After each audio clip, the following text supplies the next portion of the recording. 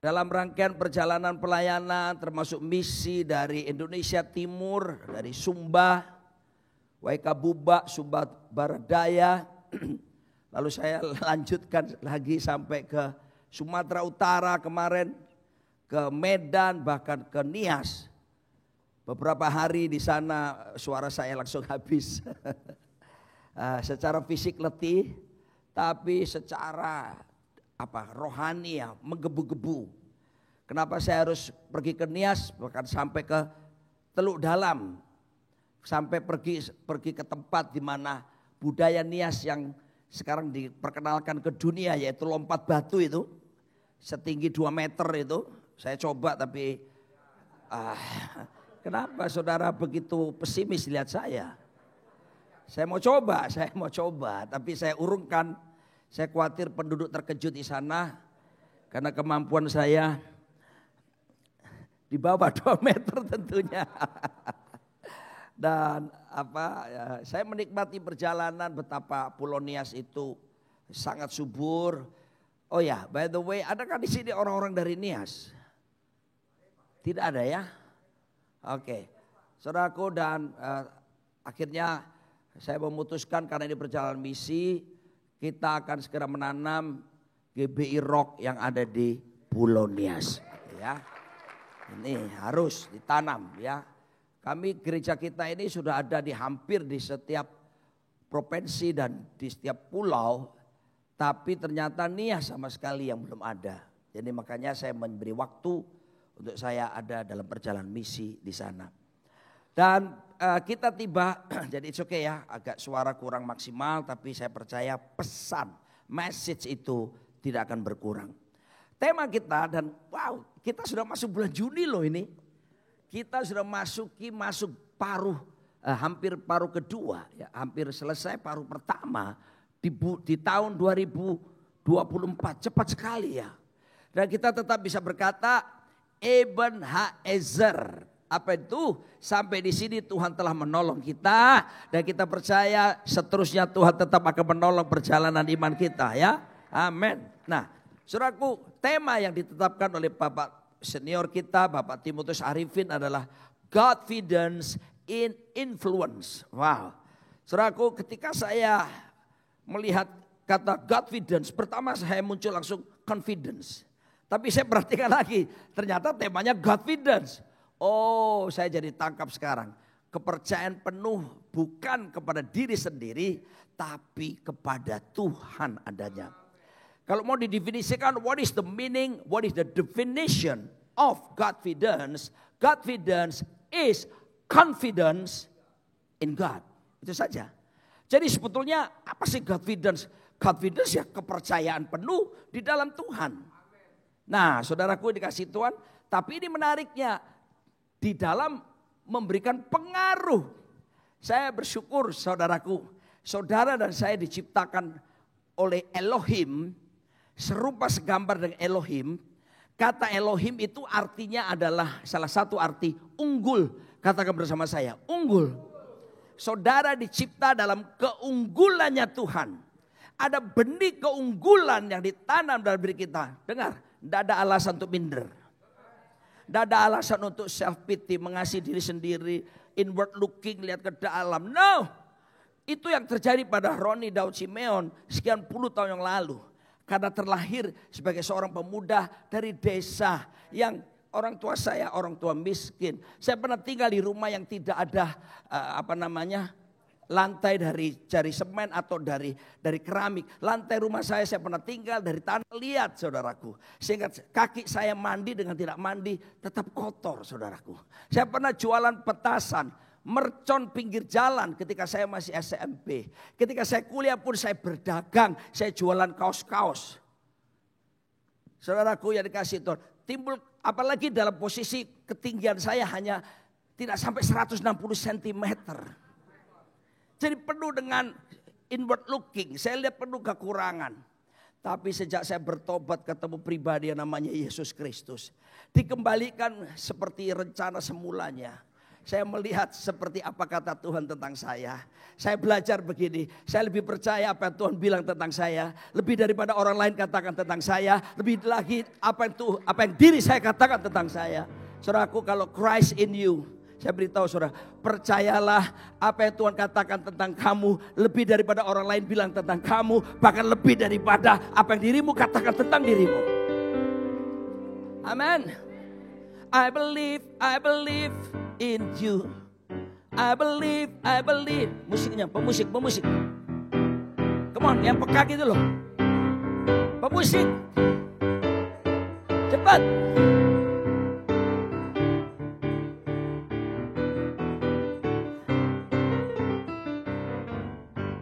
Nyanyi.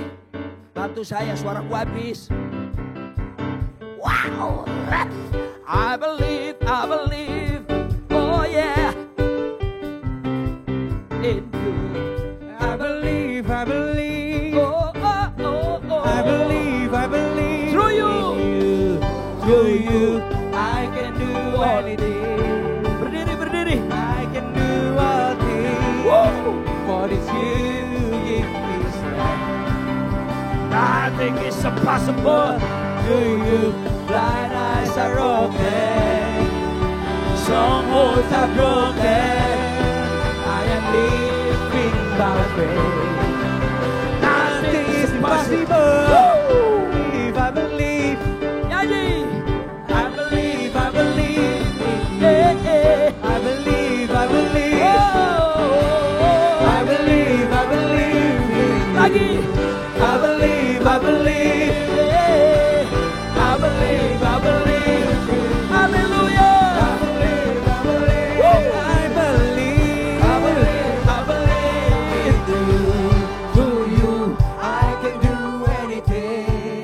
Ngomong. I can do all things. For it's you give me strength. Nothing is impossible. Through you, blind eyes are open.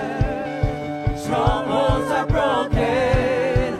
I am living by faith. Nothing is impossible. I believe in you. I believe in you.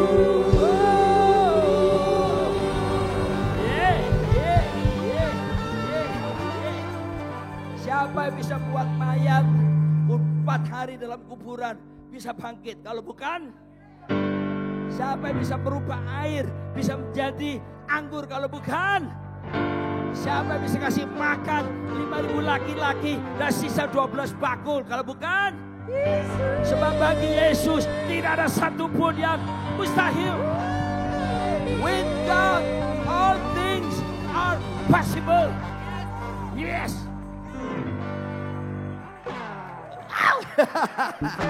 Ya udah, duduk.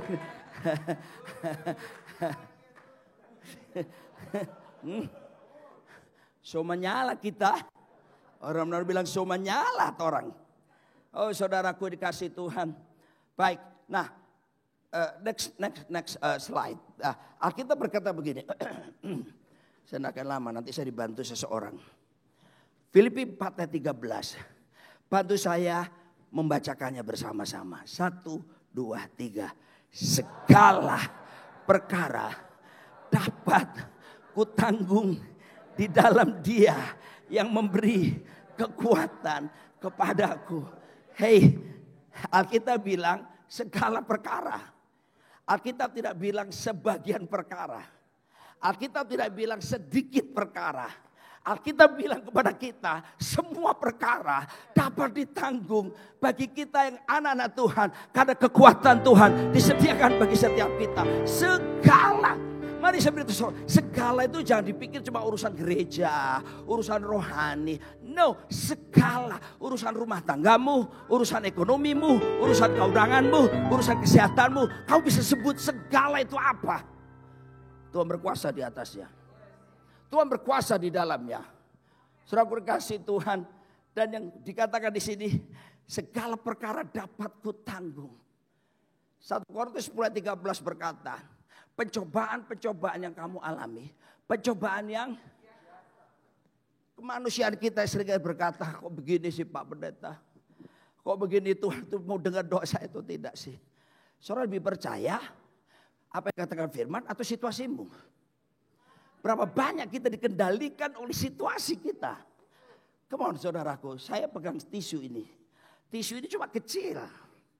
Kecil sekali. Dan ini akan mudah hancur kalau saya remas-remas. Apalagi kemudian saya buang. Tapi tisu ini akan berkuasa kepada saya. Kalau saya tempatkan dia persis di depan mata saya. Seluruh dunia akan nampak tisu. Berapa banyak kita menempatkan persoalan kita. Masalah hidup kita. Kelemahan kita. Kekurangan kita. Melebihi dari segala sesuatu. Hei, saya beritahu Tuhan jauh lebih besar dari semuanya. Dan bagi Tuhan tetap tidak ada mustahil. Kok sepi saudaraku, kayak gak yakin aja. Untuk apa saudara beribadah kalau saudara beribadah kepada Tuhan yang mati? Untuk apa saudara percaya kalau saudara melihat Tuhan yang tidak pernah bisa berbuat mujizat? Alkitab berkata Ibrani 13 ayat ke-8, Yesus Kristus tetap sama, baik kemarin, sekarang, bahkan sampai selama-lamanya. Kalau dulu dia buat mujizat, kalau dia buat perkara yang hebat, sampai hari ini pun bagi Tuhan tetap tidak ada mustahil. Next slide lagi. Jadi confidence is confidence in Christ. Lawannya adalah confidence, self-confidence. Ya, percaya kepada diri sendiri. Dan ini adalah dunia katakan. Kalau orang sekarang bilang gini kan biasa urusan pajak. Apa kata dunia? Dunia berkata, feelings is ultimate goal in your life. Follow your heart. Follow your feelings. Itu yang dunia katakan sekarang. Confidence. Saudaraku, menemukan jawaban enggak? Kita lihat lagi. Di dalam Alkitab dijelaskan, next.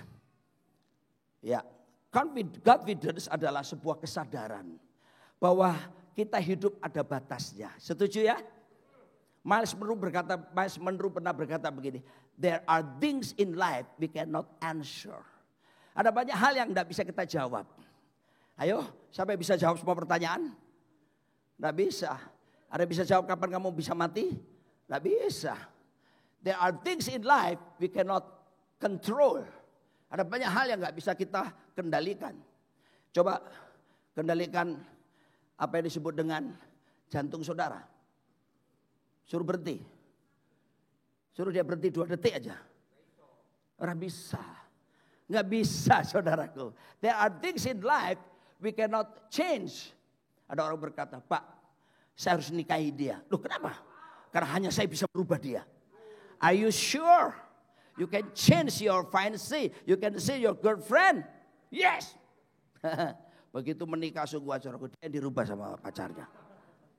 Bukan follow me, but akhirnya follow her. Saudara kasih Tuhan, saya beritahu pada saudara, jangan menikah hanya punya semangat merubah pasangan. Ya, saya ya maklum bapak-bapak ya kalau baru hadir di sini gereja yang agak unik, pendeta khotbah disautin. Kadang sedikit kurang ajar tapi dalam kekudusan. Ya. Ini baru di bagian, nanti ada suara wanita yang muncul juga, tunggu aja. Ini baru pria ya. Sebentar lagi dia masih kumpulkan kekuatan. There are things in life we cannot stop. Betul gak? Coba saudaraku keluar dari gereja nanti pesawat terbang di atas kita ngomong stop. Sudahlah. Sesakti-saktinya saudara tidak akan pernah bisa. There are things in life we cannot lampaui. Karena memang kita ada keterbatasan sebagai manusia. Sudahlah pokoknya sadari kita manusia penuh dengan keterbatasan. Sepakat ya sampai di sini ya? Oke. Dan menyadari bahwa yang terjadi sampai hari ini kunci A. Bukan kunci A-nya ya, tapi kalimat ini. Saya agak grogi ada penyanyi. Semua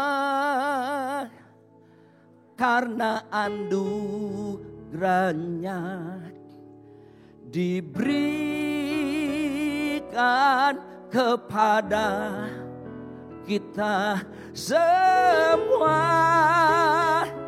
anugerahnya bagi kita bila kita dipakainya.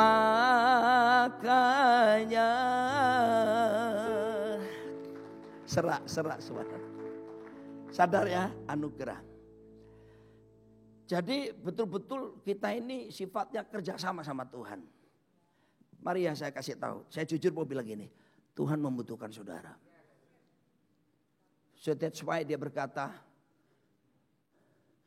kepada manusia. Let us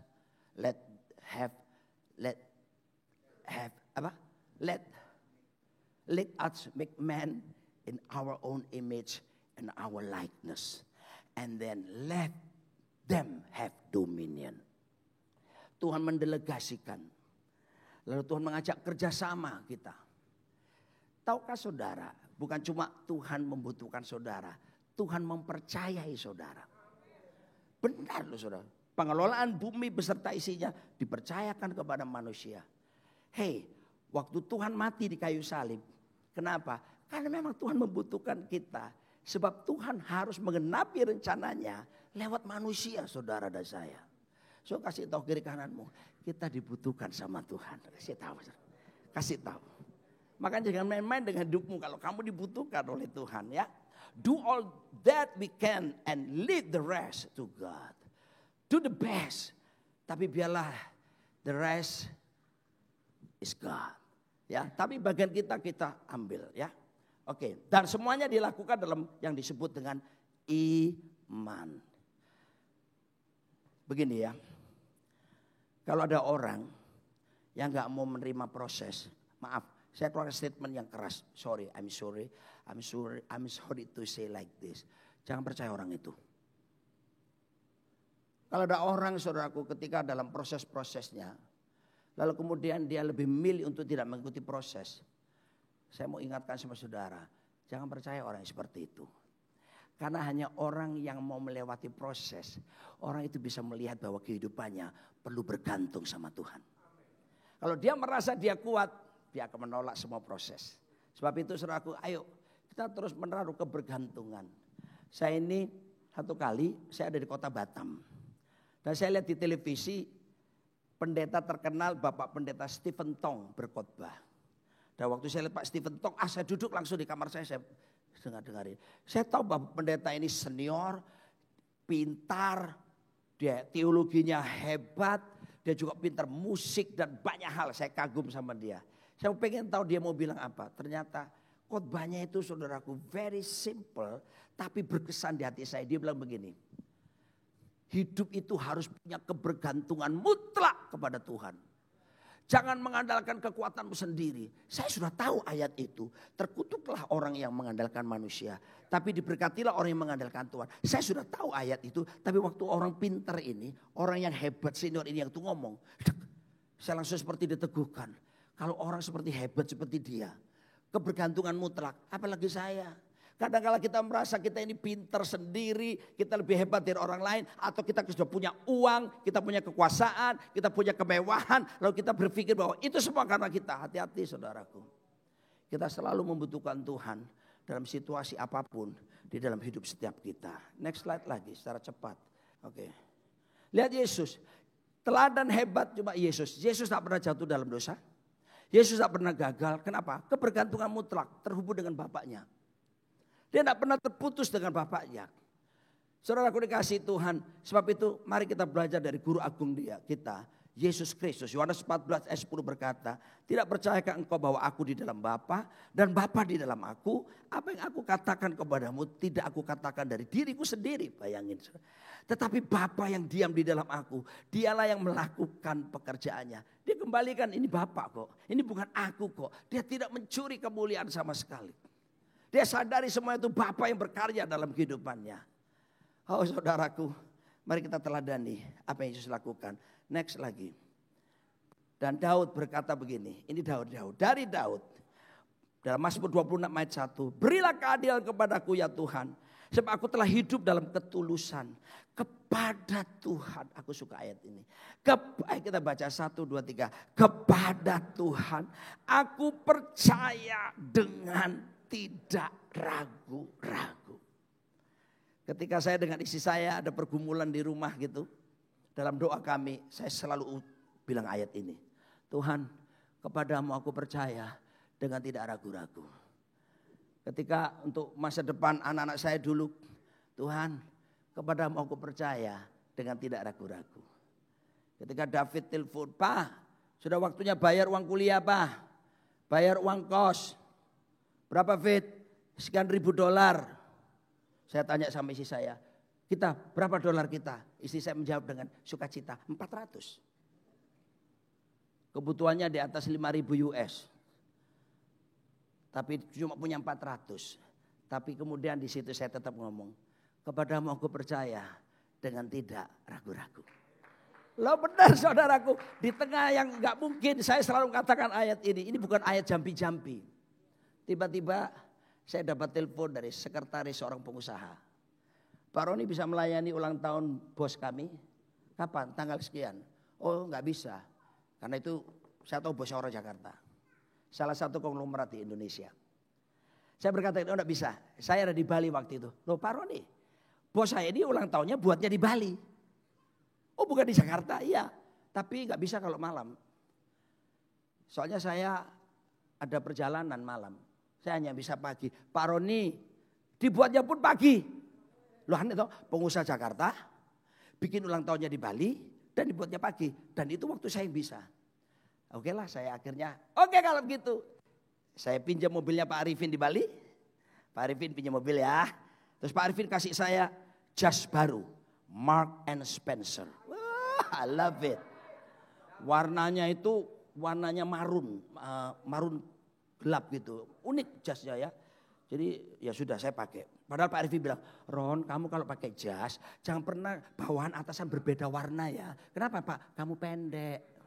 Tapi dia kasih jas saya warnanya berbeda dengan celana saya. Ya sudah saya pakai. Namanya diberkati kan. Saya terima. Udah pakai. Pergilah saya pelayanan khotbah. Sampai di sana ternyata rekanan koleganya dia pada duduk. Dan meja makan udah penuh makanan. Mana mungkin khotbah lama-lama. Ya kan tidak bisa khotbah lama-lama. Saya khotbah sebentar aja. Lalu saya pamit. Tidak lama. Kemudian saya bilang. Jangan pergi dulu Pak Pendeta. Ya sudah saya tahu maksudnya apa kan. Ayah. Cina. Amplop ha. Apa? PK. Persembahan kasih. Atau LG. Love gift. Saya tungguin dia masuk. Saya ingat amplopnya putih bersih kelihatan. Nggak tahu kalau urusan gitu mata saya jeli saudara. Lalu dia berikan pada saya. Tak, saya terima. Tak. Tapi sebelum saya terima begini, ternyata dia membuat keputusan dia sendiri masukkan ke kantong saya. Lalu dia masukkan ke kantong saya teratas. Ternyata kalau jas baru, semua kantongnya dijahit. Saya belum tahu, saya baru tahu saudaraku. Betul gak? Yang punya jas, betul kan? Betul kan? Yang lain pura-pura manggut-manggut padahal gak ngalami. Jadi saudaraku, dimasukkan sama orang itu. Tek, buntu. Terus dia masukkan ke sini. Tek, buntu juga. Dia masukin, buntu. Tiba-tiba saya gak tahu refleks. Saya buka jas saya gini, mungkin di dalam buka Pak. Beneran kantong dalam kebuka ternyata. Dan dia masukin, plak. Lalu kemudian singkatnya saya pulang. Saya setir mobilnya Pak Arifin, saya serahkan ke istri saya. Istri saya sambil setir, istri saya buka. Dia ngomong, wow, saya suka sekali itu. Wow itu singkatan dari wave of worship. Gelombang penyembahan. Ternyata waktu diangkat uangnya, pecahan $100 Amerika. Oh, waktu istri saya bisa dia itu.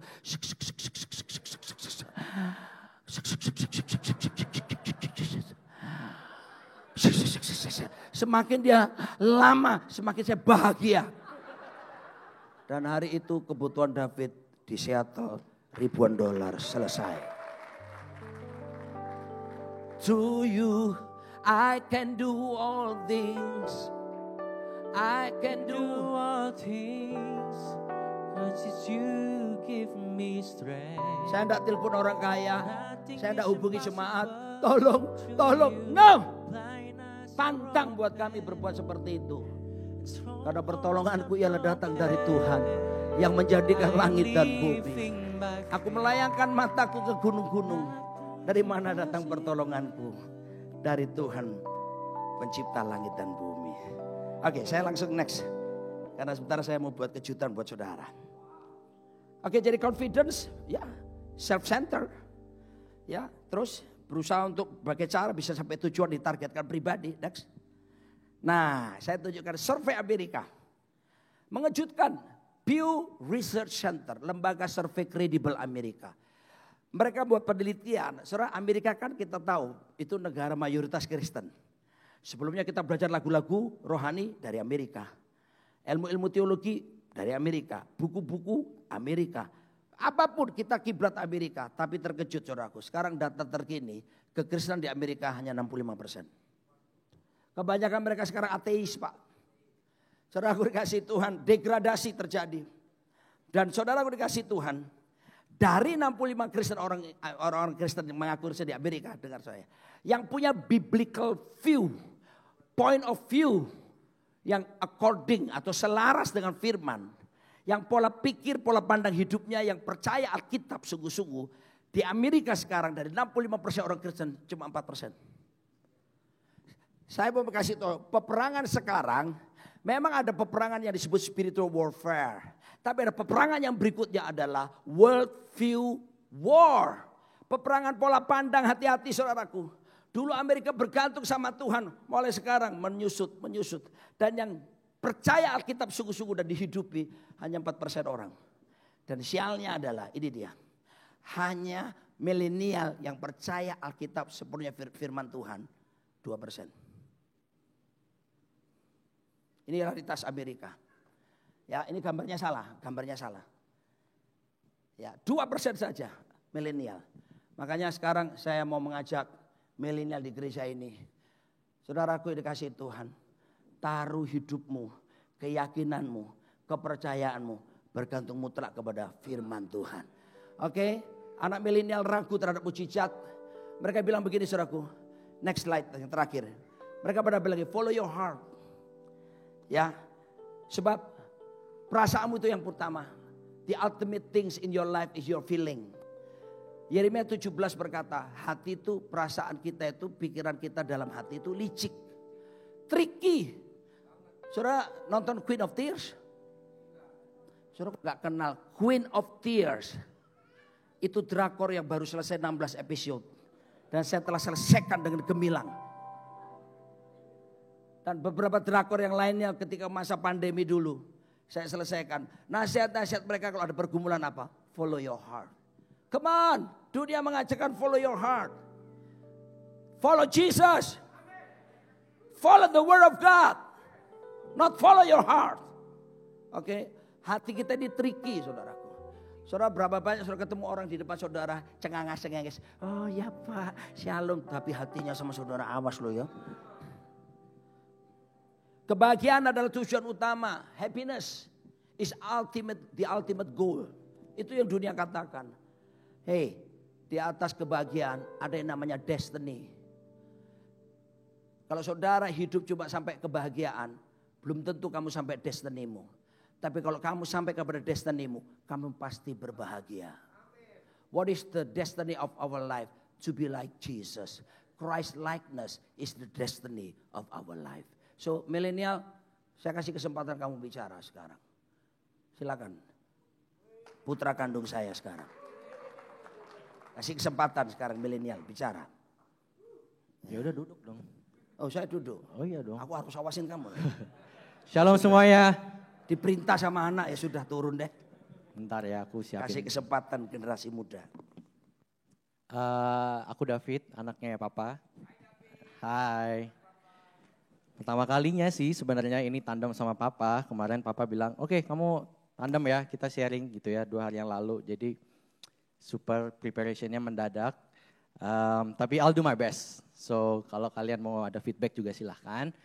Biasanya Papa sama Mama, tapi kali ini Papa sama aku. Ya, Father and Son gonna share the gospel. Hopefully you guys are blessed. How are you? Everything good? Okay. Jangan anak ngeliat saya hari ini Bapak Ibu, soalnya tadi sudah WL, SL, sekarang sharing dan nanti nggak tahu kenapa kebetulan saya juga nyampein news. Jadi oke. Now we're talking about confidence ya. Saya akan memulai dengan sebuah analogi dulu, dengan sebuah cerita. Bayangkan di sebuah kelas seorang guru bilang, adik-adik akan ada ulangan. Ya. Tapi sang guru ini baik banget karena dia sudah memberikan kisi-kisi. Di ulangan nanti keluarnya itu dari bahan chapter 1, 2, 3, 1, 2, 3.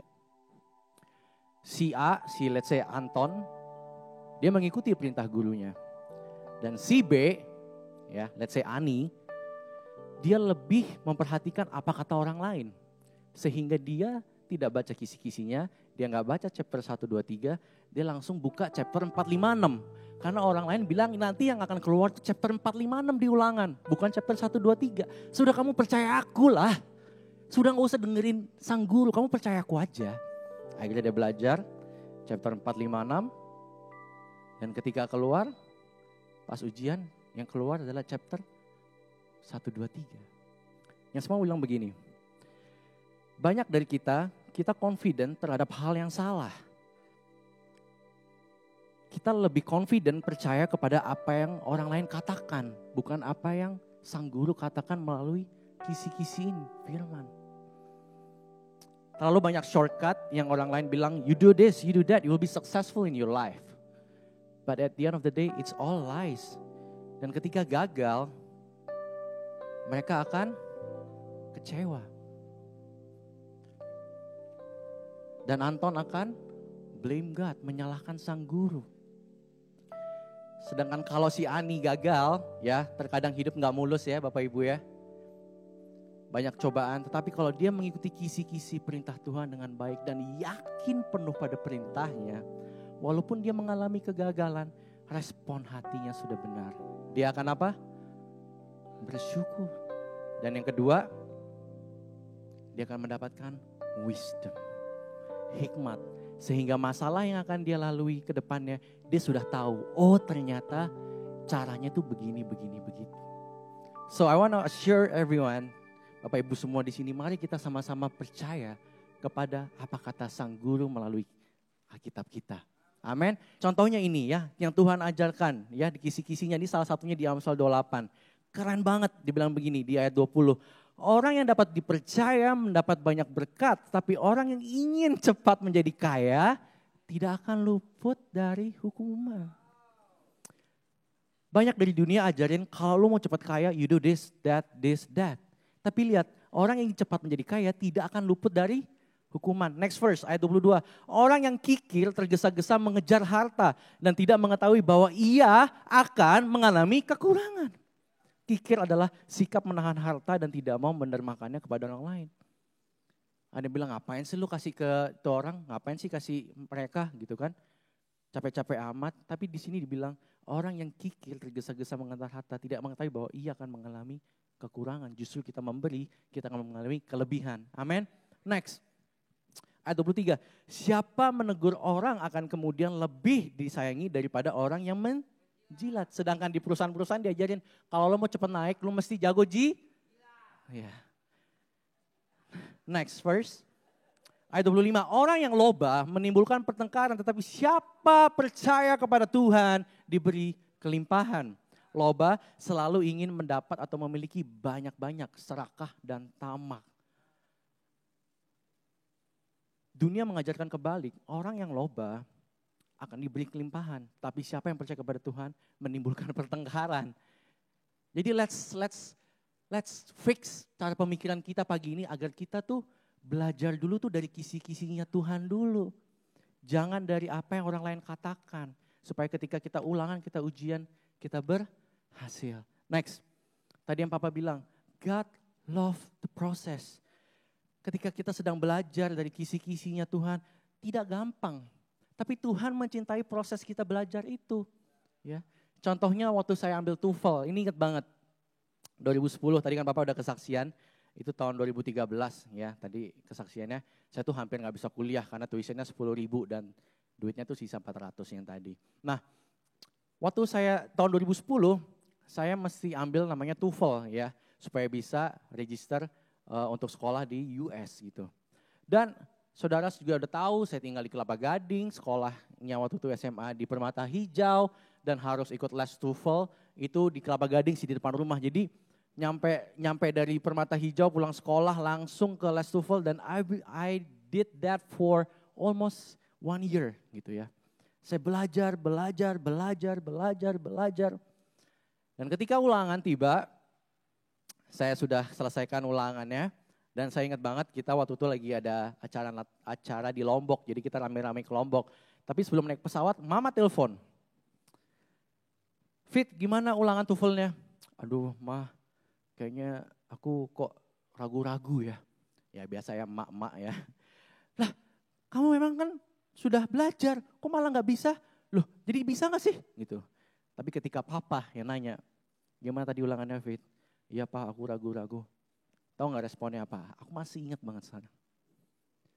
It's okay son, you did your best. Let God do the rest. Ini gambaran sang Bapa. Dia sudah melihat kita menjalani proses dan dia he love it. Karena kita berpegang percaya penuh kepada dia. Ya. Ketika kita gak tahu jawabannya, ini ingat banget lagi pengalaman waktu sama mama gitu ya. Waktu SD gitu. Kan kita waktu SD suka ditanyain sama mama sama ibu kita gitu kan. Untuk mau ulangan diajarin gak bisa-bisa jawabannya apa gitu kan. Sometimes what we can do is just menyerah dan minta jawabannya. Daripada kita gak menyerah dan kita berkekeh atas jawabannya kita sendiri, we are wasting our time gitu. Cukup bilang, mah aku gak tahu jawabannya, aku nyerah dan kita minta jawaban dan dikasih jawaban gitu ya. Next, nah sekarang jadi kita akan belajar pertama overconfidence. Ya, kita belajar dari Korah. Ya, jadi tadi si Anton itu overconfidence terhadap hal yang salah. Yang dunia katakan, padahal itu tidak seperti yang Tuhan katakan. Nah kita mau belajar dari Alkitab, kita gali pas juga perenungan aku minggu ini dari kitab Bilangan. Ya, kita belajar dari Korah. We're gonna read a lot of verses today. Hopefully nggak apa-apa ya Bapak Ibu ya. Kita baca dulu cerita awalnya, narasi awalnya. Ya, Bilangan 4 ayat 1, 2, 4 sampai 15. Tuhan berfirman kepada Musa dan Harun, hitunglah jumlah Bani Kehat. Perhatiin ya, Bani Kehat. Sebagai suatu golongan tersendiri di antara Bani Lewi menurut kaum-kaum yang ada dalam puak mereka. Pekerjaan jabatan orang Kehat di kemah pertemuan ialah, ingat baik-baik, mengurus barang-barang yang maha kudus. It's a simple job. It's a simple task dari Tuhan. Mengurus barang-barang yang maha kudus. Setelah Harun dan anak-anaknya selesai menudungi barang-barang kudus, jadi di sini Imam Harun dan anak-anaknya itu bertugas kalau kemahnya lagi mau pindah, dia harus menutupi barangnya, membersihkan barang-barang kudusnya, menudungi barang-barang kudus dan segala perkakas tempat kudus. Pada waktu perkemahan akan berangkat, barulah orang Kehat boleh masuk ke dalam untuk mengangkat barang-barang itu. Tetapi janganlah mereka kena kepada barang-barang kudus itu, nanti mereka mati. Jadi itulah barang-barang di kemah pertemuan yang harus diangkat Bani Kehat. Berapa banyak yang setuju sama saya, ini simple banget gak tugasnya? Mengurus barang-barang yang maha kudus. Tapi this is the danger. Tuhan sudah memberikan tanggung jawab. Terkadang kita itu menyepelekan tanggung jawab tersebut karena sudah merasa bisa, sudah merasa mampu, kita tidak lagi mengandalkan Tuhan. Kita merasa kita bisa sendiri kok, ngapain gue butuh Tuhan. Be careful. Karena inilah yang terjadi sama Korah, dia overconfidence. Next. Bilangan 16 ayat 1, 2, 3, 8, 9, 10, 11. Apa yang terjadi? Korah bin Yishar bin Kehat. Ya, jadi tadi yang sebelumnya Bani Kehat, jadi ini masih satu keturunan. Bin Lewi beserta Datan dan Abiram, anak-anak Eliab dan On bin Pelet, ketiganya anak Ruben, mengajak orang-orang untuk apa? Memberontak melawan Musa. Maka mereka berkumpul mengerumuni Musa dan Harun serta berkata kepada keduanya, sekarang cukuplah itu, segenap umat itu adalah orang-orang kudus dan Tuhan ada di tengah-tengah mereka. Mengapa kamu meninggikan diri di atas jemaat Tuhan? Lalu berkatalah Musa kepada Korah, cobalah dengar hai orang-orang Lewi, belum cukupkah bagimu bahwa kamu dipisahkan oleh Allah Israel dari umat Israel dan diperbolehkan mendekat kepadanya supaya kamu melakukan pekerjaan pada kemah suci Tuhan dan bertugas bagi umat itu untuk melayani mereka. Dan bahwa engkau diperbolehkan mendekat bersama-sama dengan saudaramu Bani Lewi dan sekarang mau pula kamu menuntut pangkat imam lagi. Sebab itu engkau ini dan dengan segenap kumpulanmu kamu bersepakat melawan Tuhan. Yang saya mau bilang begini Bapak Ibu, hati-hati.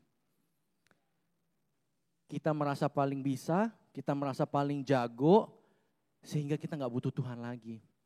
Dan tendensi yang terjadi adalah kita memberontak melawan Tuhan. Kita tahu Tuhan gak relevan, caramu dengan yang sekarang ini gak relevan. Sehingga kita melakukan pemberontakan, melawan otoritas di atas kita, melawan pemimpin di atas kita. Tapi sebenarnya Tuhan tuh gak berkenan. So don't be overconfident, bilang kiri kanannya, jangan terlalu pede. Ya. Nah, the next contoh yang berikutnya, ya confidence yang salah.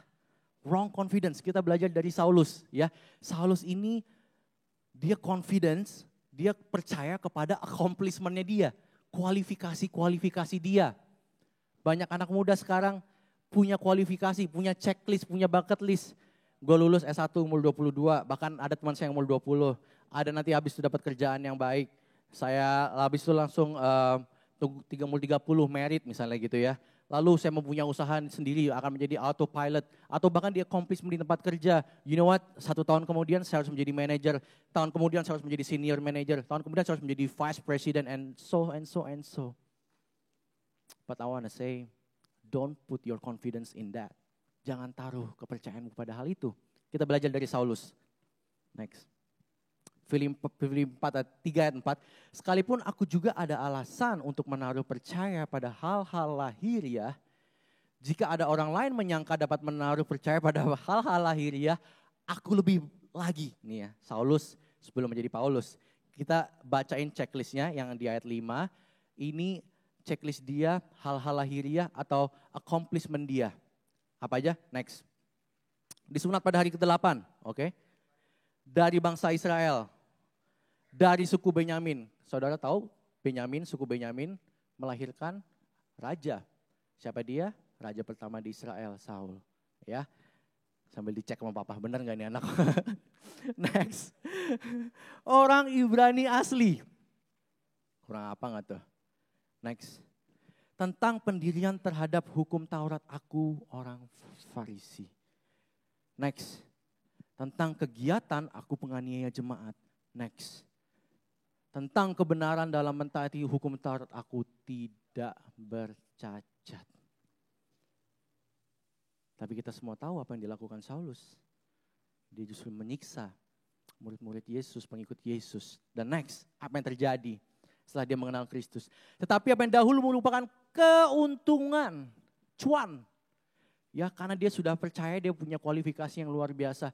Justru kuanggap rugi karena Kristus. Malahan segala sesuatu yang kuanggap rugi karena apa? Pengenalan akan Kristus Yesus, Tuhanku, lebih mulia daripada semuanya. Oleh karena dialah aku telah melepaskan semuanya itu dan menganggapnya sampah supaya aku memperoleh Kristus. Pertanyaannya adalah, how deep do you know Jesus Christ? Ya, selama kamu tidak menganggapnya sampah, masa lalu itu kamu gak anggap sampah. Di sini kan dibilangnya melepaskan semuanya dan menganggapnya sampah. When you let go of something, ya kamu melepaskan sesuatu, tapi kamu memiliki tendensi, kemungkinan untuk mengangkatnya kembali.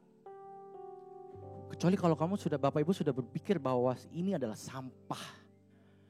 Masa lalu kamu adalah sampah. Sampah itu apa? Bau. Pemikiran-pemikiranmu yang jahat yang dulu, itu semua sampah. Supaya aku memperoleh Kristus. Next. So my question, how deep do you know Jesus Christ? Next. It will surely determine the level of your confidence. Tentunya ini akan menentukan level kepercayaanmu pada Kristus. Amin. Amin. So far okay? Oke. Next. Yang saya mau bicarakan sekarang lack of confidence. Because of failures. Karena kegagalan. Ini yang tadi banyak anak milenial yang papa saya bilang, I have a lot of friends, including me, termasuk saya. Terkadang kita gagal, ya. Kita gagal, banyak kali kita gagal. Gagal dalam berhubungan, gagal dalam keuangan, gagal dalam your addiction. Dan itu membuat image kita tuh hancur. Itu membuat kepercayaan kita itu hancur karena kita cuma percaya kepada apa yang kita pikir benar, apa yang kita pikir atau apa yang kita rasakan, kayak tadi Papa bilang. We put our confidence in our feelings. Dan begitu banyak kegagalan terjadi sehingga kita gak bisa melihat secara jernih lagi betapa baiknya Tuhan di dalam hidup kita. Ya, saya mau bacakan ini keren banget. Saya waktu baca ini di airport saya menangis Bapak Ibu. Kemarin. Bilangan 22, 23, 24. Tahu ceritanya? Tunggu dulu. Santo, tahu ceritanya Balak dan Bileam? Ya, jadi Bileam adalah seorang nabi yang diurapi dan Balak adalah raja Moab. Dan Israel ketika itu sedang mendekati raja Moab dan raja Moab ini ketakutan. Sehingga dia harus menyuruh Bileam untuk mengutuk Israel. Ini di Bilangan 22, 23, 24. Tapi kita lihat di Bilangan 21, apa yang dilakukan Israel sebenarnya. Oke, next. Bilangan 21 ayat 5, ayat 6 dan 9. Lalu mereka berkata-kata melawan Allah dan Musa. Israel ya ini ya. Mengapa kamu memimpin kami keluar dari Mesir supaya kami mati di padang gurun ini? Sebab di sini tidak ada roti dan tidak ada air. Dan akan makanan hambar ini kami telah muak. Lalu Tuhan menyuruh ular tedung itu ke antara bangsa itu. Yang memagut mereka sehingga banyak dari orang Israel yang mati. Lalu Musa membuat ular tembaga dan menaruhnya pada sebuah tiang. Maka jika seorang dipagut ular dan ia memandang kepada ular tembaga itu, tetaplah ia hidup. Ini adalah sebuah kegagalan bukan dari bangsa Israel. Dia justru melawan Tuhan. Dia komplain terhadap Tuhan. Ini Bilangan 21. Kita lihat di Bilangan 24. 25 ya. Bilangan 25 ayat 3 sampai 4. Ketika Israel berpasangan dengan Baal Peor, bangkitlah murka Tuhan terhadap Israel. Lalu berfirmanlah Tuhan kepada Musa, tangkaplah semua orang yang mengepalai bangsa itu dan gantunglah mereka di hadapan Tuhan di tempat terang. Supaya murka Tuhan yang menyala-nyala itu surut daripada Israel. Saudara, ini dua cerita kegagalan dari bangsa Israel. Jauh dari kata sempurna. Dia komplain kepada Tuhan. Dan dia berzina terhadap Tuhan. Sama-sama kegagalan. Tapi kita lihat dalam kehidupan kita begitu banyak kegagalan yang terjadi. Kamu jatuh lagi. Kamu depresi. Kamu rasanya kayak aku tuh gak dibutuhkan lagi di dunia ini. Tapi saya mau bilang ini keren banget. Di Bilangan 22, 23, 24. Ketika Balak memiliki alasan untuk bilang sama Bileam, kutuk bangsa itu. Karena kegagalan-kegagalan tersebut, kutuk. Tapi kita lihat apa yang Tuhan katakan. Bukannya kutukan tetapi berkat. Bilangan 24, buka. Next. Alangkah indahnya kemah-kemahmu, hai Israel. Hai Yakub, dan tempat-tempat kediamanmu, hai Israel. Sebagai lembah yang membentang semuanya, sebagai taman di tepi sungai, sebagai pohon gaharu yang ditanam Tuhan. Sebagai pohon aras di tepi air. Air mengalir dari timbanya dan benihnya mendapat air banyak-banyak. Rajanya akan naik tinggi melebihi Agag dan kerajaannya akan dimuliakan. Allah yang membawa mereka keluar dari Mesir adalah bagi mereka seperti tanduk kekuatan lembu hutan. Bangsa-bangsa yang menjadi lawannya akan ditelannya habis. Dan tulang-tulang mereka akan dihancurkannya dan akan ditembaknya tembus dengan panah-panahnya. Ia meniarap dan merebahkan diri sebagai singa jantan dan sebagai singa betina. Siapakah yang berani membangunkannya? Diberkatilah orang yang memberkati engkau dan terkutuklah orang yang mengutuk engkau. Ketika kita mengalami kegagalan, terkadang kita mikir this is the end of everything. Inilah akhir dari segalanya. Masa depan aku hancur. I'm nothing. Tapi saudara, Tuhan tuh bilang kamu tuh sangat berharga. Pohon gaharu adalah pohon yang semua bagiannya dapat dimanfaatkan. Pohon gaharu itu dipakai untuk parfum. Pohon aras itu sangat amat kuat. Salomo menggunakan pohon aras untuk membangun kapal-kapal dan untuk membangun Temple of God. This is your identity. Bukannya kamu sebagai orang gagal, tapi kamu bermanfaat di mata Tuhan. Kamu kuat di mata Tuhan. Dan Allah bilang, aku ini seperti tanduk kekuatan lembu hutan. Tanduk kekuatan lembu hutan adalah simbol kekuatan bangsa Israel. Dan yang lain bilang, kamu tuh singa. Tuhan tuh bilang, you are a lion. Jadi forget about the failures. Kamu tuh singa. Singa mengaum. Ya. Singa memangsa, singa gagah. Kamu, Bapak Ibu dan teman-teman semua, kita bukan tikus. We are not tiny. We are lions. Yang percaya lion belah tangan, woo! 3 kali Balak menyuruh Bileam untuk mengutuk Israel. Dari sisi 1, dari sisi 2, dari sisi 3. Tapi justru 3 kali Tuhan memberkati Israel. Mau berapa kali Bapak Ibu teman-teman jatuh, asalkan engkau bangkit, Tuhan tuh sungguh amat menyayangi engkau. Dan mau berapa kali your enemy, musuhmu try to attack you, mencoba mengutukimu atau mencoba menyerangmu, tetapi Allah adalah kekuatan. Berkatnya, His blessings never change. He will not curse you. He love you so much. As long as you get up. Next. Sambil kita ngobrol tentang lembu jantan. Ini yang dikatakan Daud. Mazmur 92 ayat 10. You have made me as strong as a wild ox. Wild ox, lembu jantan. You have blessed me with happiness. Terkadang kebahagiaan bukan dari apa yang kita punya. Seberapa banyak deposito kita, seberapa keren jabatan kita. Terkadang kebahagiaan hanya cukup ketika Bapak Ibu menutup mata. Tuhan, terima kasih. Karena Engkau telah memberikan aku kekuatan untuk melewati musim yang begitu berat. Karena Engkau adalah lembu jantan yang kuat itu, maka aku juga menjadi kuat. Ketika kamu menutup mata dan bersyukur kepada Tuhan. Kamu mengucap syukur, kamu kuat karena telah melewati sakit penyakit yang begitu mengganaskan, yang begitu parah. Melewati mungkin proses kemo atau proses everything yang begitu rasanya, Tuhan why? Tapi Bapak Ibu masih ada sampai hari ini. Itu buktinya Bapak Ibu adalah orang yang kuat. Terima kasih Tuhan untuk kekuatan untuk bisa melewati financial crisis waktu COVID kemarin.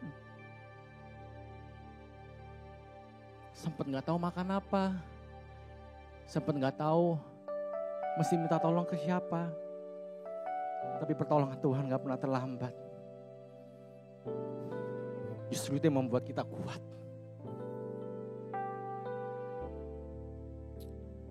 Bersyukur karena telah melewati goncangan-goncangan bisnis. Saya sih jujur sharing aja, bersyukur. Saya telah melewati season di mana saya depresi. Karena gak jadi nikah. Wah, itu malu banget. Saudara, Bapak Ibu, my brother and sister. Malu karena saya membuat malu orang tua. Dan I made a big mistake. Dan saya depresi, saya harus gak bisa tidur, kebangun jam 4 pagi. Dan gak enak banget rasanya, depres banget. Sampai minta maaf sama papa, maaf banget. Udah ambil aja rumah deh, sertifikatnya ganti ke papa mamanya.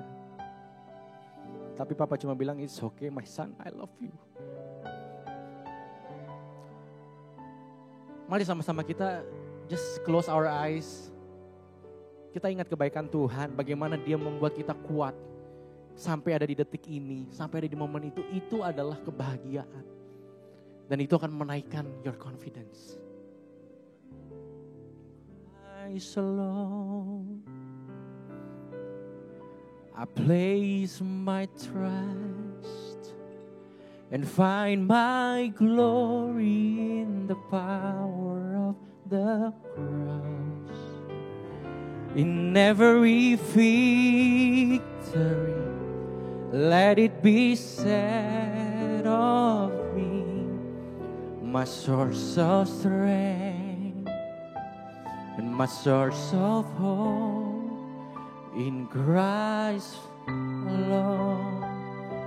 I place my trust and find my glory. Ayo saya undang kita bangkit berdiri. Power of the cross. In every victory, let it be said of me, my source of strength. My source of hope is Christ alone. Dan yang terakhir yang saya cuma mau bilang, akan ada momen di dalam hidup Bapak Ibu, teman-teman di sini semua, namanya calibration point. Poin di mana kalau alat kimia, termometer ya, atau alat kimia lainnya, terkadang kalau sudah bacanya tuh nggak benar, harus dikalibrasi ulang supaya benar, menunjukkan hasil yang benar, respon yang benar. Reset, there you go. Ya. Bersyukurlah atas poin-poin kalibrasi yang Tuhan izinkan terjadi supaya kita sepenuhnya mengandalkan Tuhan Yesus. God bless you and Tuhan Yesus memberkati. In Christ alone. Ini bentar, ini bukan KKN ya. Maksudnya Kolosi. Tapi sengaja saya minta dia sharing. Kenapa? Dia telah melewati 1 tahun terakhir ini kegagalan demi kegagalan putra saya ini. Yang paling baru adalah dia gagal menikah 20 Januari kemarin. Saya sudah jatuh cinta sama calon mantu itu. Udah pokoknya kita udah serak gitu ya. Aduh putus saudaraku. Hotel udah pesan, udah bayar macam-macam. Atau putus. Saya langsung juga shock. Setahun yang lalu bisnis tanam bawang lah. Sama temennya tanam porang lah. Tanam apa? Dimakan sama pegawainya sendiri saudara. Dan saya melihat 1 tahun itu kegagalan demi kegagalan dia alami. Tapi saya tahu itu sebuah proses yang bagus buat dia, buat masa depannya. Makanya saya tidak bilang kamu ini anak, enggak. Saya bilang saya yakinkan. Ikuti proses anakku. Sebab Yesus pun lewati proses. Makanya saya dari bilang jangan percaya sama orang yang gak mau diproses. Semua orang di sini siapa yang sedang mengalami proses, angkat tangan saudaraku. Oh Tuhan.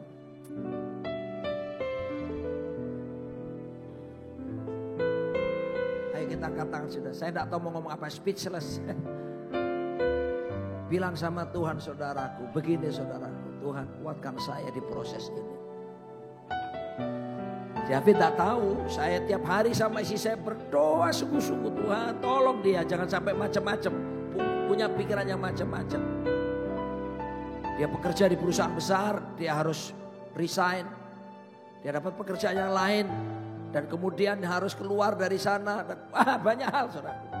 Sampai akhirnya David bilang sama saya gini, Papa, udahlah Pak, aku ini lulusan dari biochemistry. Aku passionku biarlah aku mau segala usaha yang hubungannya sama bercocok tanam, pertanian atau apapun. Saya bilang sama dia, asal sesuai your passion lakukan. Saudaraku dikasih Tuhan, ayo nikmati proses. Sampai dalam proses. Jesus, I believe In you, Come on, sing it. Jesus, I belong To you, you're the reason that I live, the reason that I see. Jesus, Jesus, I believe. aku berdoa kuatkan teguhkan hati jemaatmu Tuhan yang sedang dalam proses-proses kehidupan. Kau lihat air mata mereka, kau lihat tangisan mereka Tuhan. Yakinkan bahwa mereka tidak gagal. Yakinkan rencanamu tidak berubah. One more. Sing it. Jesus, Jesus, I believe in you. Jesus, I belong. Jesus, I belong to you. You're the reason that I live, the reason that I live. Jesus, I believe. Oh, Jesus, I belong to you. You're the reason that I live, the reason that I see. In all I am. Tuhan ingatkan saya satu ayat. Dia berkata begini dalam kitab Mazmur 119. Bahwa tertindas itu baik bagiku. Supaya aku belajar ketetapan. Thank you Jesus. Ambil roti anggur saudara. Kita langsung berjamuan. Orahama shanda kata karaba. Adakah yang belum menerima roti anggur? Tolong angkat tangan. Shana muriahana kata kabaraba. Engkau kekuatan kami, pengharapan kami ya Tuhan. Terima kasih Tuhan. Mereka akan merubah kegagalan kami menjadi kemasyuran bagi hormat kemuliaan nama-Mu. Engkau akan membuat kelemahan kami menjadi kekuatan ketika kami berharap dan bergantung kepadamu. Terima kasih Kau telah menanggungnya sempurna di atas kayu salib. Dan Kau berteriak, it is finished. Sudah selesai. Semua pergumulan kami, semua apapun sebetulnya, it is finished. We are doing a finished work of Christ Jesus. We are doing a finished work of Christ Jesus. Kita sedang melakukan, menyelesaikan apa yang telah diselesaikan oleh Tuhan Yesus Kristus. Angkat roti dan tangan kanan saudara. Sebab pada waktu malam sebelum Yesus diserahkan, Dia mengambil roti, Dia mengucap syukur atasnya, Dia berkata, inilah tubuhku yang dipecah-pecahkan bagi kamu. Perbuatanlah ini setiap kali kamu memakannya menjadi peringatan akan aku. Jemaat yang dicintai Tuhan Yesus Kristus, bukankah roti yang kita angkat dengan tangan kanan ini sesungguhnya adalah persekutuan kita dengan tubuh Yesus Kristus? Amin. Makanlah dalam nama Yesus.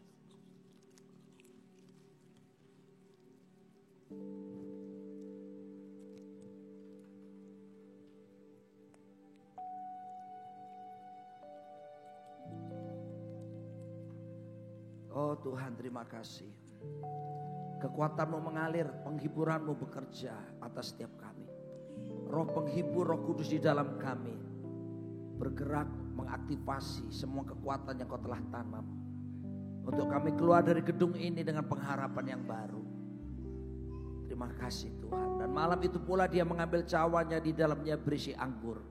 Dan Dia berkata, cawan ini adalah cawan perjanjian baru yang ditumpahkan bagi kamu. Perbuatlah ini setiap kali kamu meminumnya menjadi peringatan akan aku. Jemaat yang dicintai Tuhan Yesus Kristus, bukankah cawan ucapan syukur yang di dalamnya berisi anggur ini sesungguhnya adalah persekutuan kita dengan darah Yesus Kristus? Amin. Minumlah dalam nama Yesus.